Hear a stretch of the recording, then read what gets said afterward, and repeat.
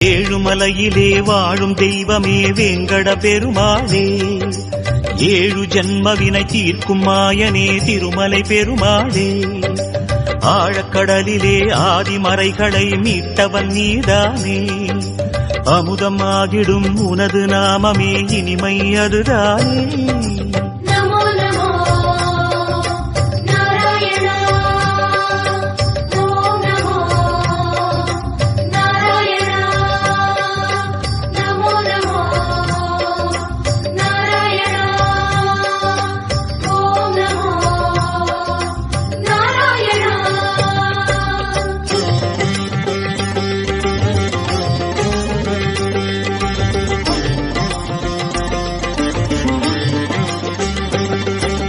நமோ நமோ Narayana, ஓம் நமோ